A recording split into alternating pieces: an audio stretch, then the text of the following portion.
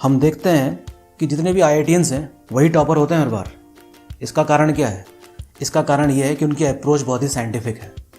Arts students भी उस scientific approach को डेवलप कर सकते हैं। नमस्कार साथियों, मेरा नाम है नवीन तिवारी। कुछ लोग हाई स्कूल से ही तैयारी शुरू कर देते हैं, कुछ लोग 12th के बाद शुरू करते हैं ग्रेजुएशन में। तो कहीं से भी तैयारी की जा सकती है depending upon their interest. Fine. और हम ये भी जानते हैं कि एनसीईआरटी की जो बुक्स हैं वो ही अल्टीमेटली हमको सिविल सर्विस एग्जामिनेशन में पढ़नी पड़ेंगी। ठीक है, तो क्यों ना इन बुक्स का यूज़ बेहतर तरीके से अपने ग्रेजुएशन ईयर्स में ही कर दिया जाए, जिससे कि हम जब वाली एज अटेन करें 21-22 वाली, तो पहले या दूसरे अटेम्प्ट में ही हमारा आईएएस एग्ज़ाम क्लियर हो जाए। ओके, तो ये मेरा अपना ओपिनियन है कि हम किस तरीके से अपने रिसोर्सेज को यूटिलाइज करते हैं to clear this examination. Fine. तो ग्रेजुएशन का मतलब यहाँ पर सिर्फ बीए नहीं है, BTech, BSc, BCom, MBBS, BCA, ये सब ग्रेजुएशन फील्ड ही हैं। लेकिन इसमें बीए वाले को थोड़ा सा एक्स्ट्रा एज मिल सकता है। कैसे? इसलिए क्योंकि उसके पास वो सब्जेक्ट होते हैं जो यूपीएससी के जीएस के लिए काम आ सकते हैं। वो कौन से सब्जेक्ट हैं आप लोग जानते हैं। वो सब्जेक्ट हैं history, geography, political science, Indian economy.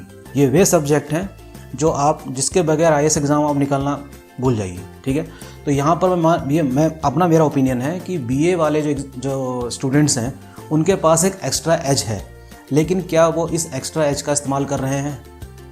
शायद नहीं। हम देखते हैं कि जितने भी आईआईटियंस हैं वही टॉपर होते हैं हर बार। इसका कारण क्या है? इसका कारण ये है कि उनकी अप्रोच बहुत ही साइंटिफिक है। आर्ट्स स्टूडेंट्स भी उस साइंटिफिक अप्रोच को डेवलप कर सकते हैं in the minimum possible time. वो हम आपको सिखाएंगे इस चैनल पे कि कैसे कम से कम समय में आप इस एग्ज़ाम की बारीकियों को समझ लीजिए और पहले या दूसरे अटेम्प्ट में ही एग्ज़ाम को पास कर लीजिए। तो सबसे बड़ा मिसकंसेप्शन तो है बुक्स को लेकर, क्योंकि ये एक जनरल सा ट्रेंड रहता है सिविल सर्विस एग्ज़ाम की तैयारी करने वाले के छात्र में कि उसको बहुत ज़्यादा पढ़ना है, बहुत सारी किताबें रेफ़र करनी है, एटसेट्रा। लेकिन ऐसा सच में है नहीं। इम्पॉर्टेंट थिंग इज़ दैट, इसमें इम्पॉर्टेंट ये है कि आप रिवीजन कितनी बार कर रहे हैं।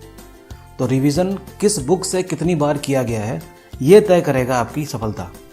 जैसे मान लीजिए कि सतीश चंद्र की बुक है या बिपिन चंद्र की बुक है मॉडर्न इंडिया की, हर कोई रिफ़र करता है। कोई भी कोचिंग इंडिया में ऐसी नहीं है जो उस बुक से पढ़ने से इनकार कर दे, नो वन।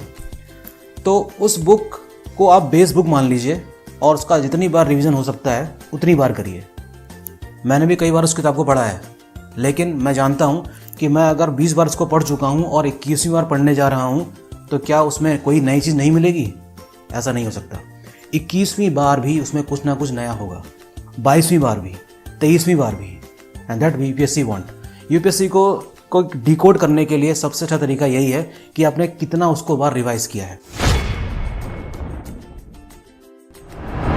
कितने घंटे हमें पढ़ना चाहिए? कोई बताएगा आपको कि 14 घंटे पढ़ा करता था मैं, कोई 15 घंटे, 16 घंटे। मैं इस बात से इनकार नहीं कर रहा हूँ कि 16 घंटे नहीं पढ़ना चाहिए, लेकिन इसकी कोई आवश्यकता है नहीं। अगर आपने सही समय से तैयारी शुरू करी है तब आपको 12-14 घंटे पढ़ने की ज़रूरत बिल्कुल भी नहीं है।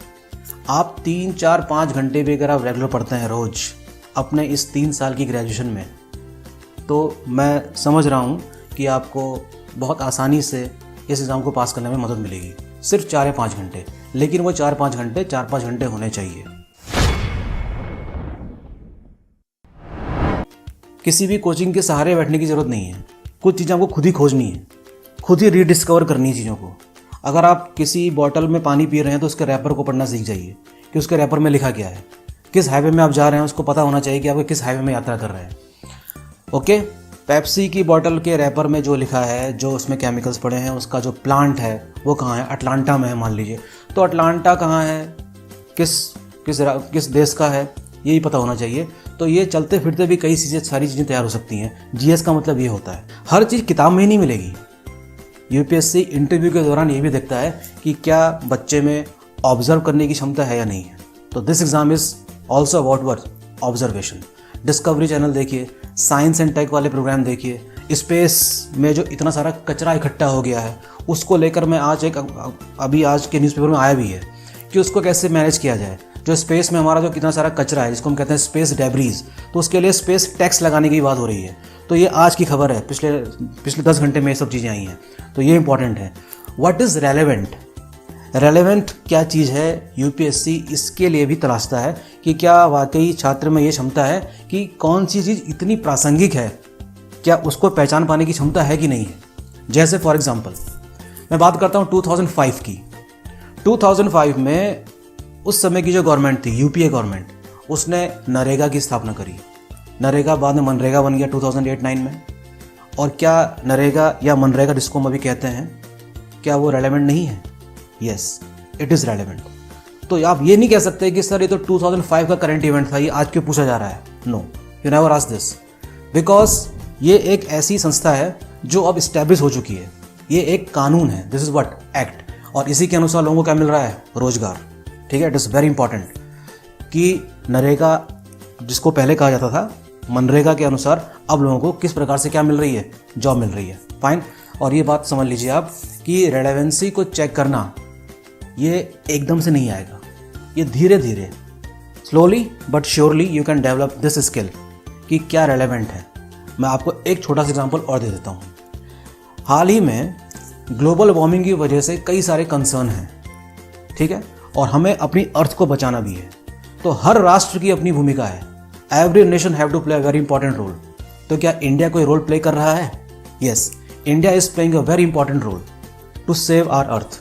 India is very much concerned about all those international treaties which is related to the global warming. Fine.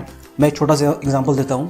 In 2015 जब COP की मीटिंग चल रही थी पेरिस में, तो उसमें हमारे प्रधानमंत्री नरेंद्र मोदी जी ने उसमें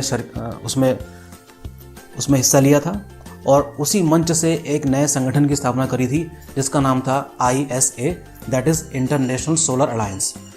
और ये आपको नक्शे के जरिए आपको मैं समझा सकता हूँ, जो आपको अभी स्क्रीन में दिखाई दे रहा होगा। फाइन। तो ISA means international solar alliance, एक ऐसा अलायंस, एक वे देश जो ट्रॉपिक्स के बीच में लाई करते हैं, Tropic of Cancer and Tropic of Capricorn के बीच में, और इसमें लगभग 122 देश हैं। वे देश जो सबसे अधिक सन रेज रिसीव करते हैं थ्रू आउट द ईयर, यानी कि ये वे देश हैं जो सबसे अधिक पोटेंशियल है इसमें क्या करने का, सोलर एनर्जी को क्या करने का, स्टोर करने का, और उससे क्या बनाने का, इलेक्ट्रिकल एनर्जी का। तो ये एक रीन्यूएबल रिसोर्स है, किस चीज़ का, इलेक्ट्रिसिटी प्रोड्यूस करने का। और हमें जब ये चीज़ें पूरी तरीके से स्थापित हो जाएंगी तो हमें पारंपरिक ईंधनों पर क्या नाम है कह सकते हैं कि आश्रित नहीं रहना पड़ेगा।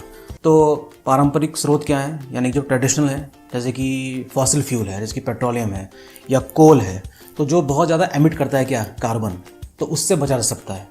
तो it means what, India is playing a very important role to counter the global warming.